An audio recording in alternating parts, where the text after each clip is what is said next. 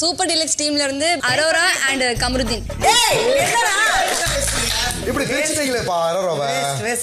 அப்போ உன் நிலைமை பூரா சொம்பு மேலதான் இருக்கு. சூப்பர் டீலக்ஸ் ஹவுஸ்மேட்ஸ் உங்கள இருந்து எந்த 3 பேருக்கு இந்த வார நாமினேஷன்ல இருந்து விலக்களிக்க போறீங்க? நான் விட்டு கொடுக்குற மைண்ட் செட்ல இல்ல. எதனால? காலத்துக்கு நீயே தலைவரா இருப்பேன், நாங்க தலைவர் ஆகவே கூடாது. வீக்கெண்ட்லயே வந்து என்ன நடந்துச்சுன்னு நீங்க எல்லாருமே பாத்தீங்க. அண்ட் நான் வந்து அதுக்கு ரொம்பவே வந்து வருத்தப்பட்டேன்.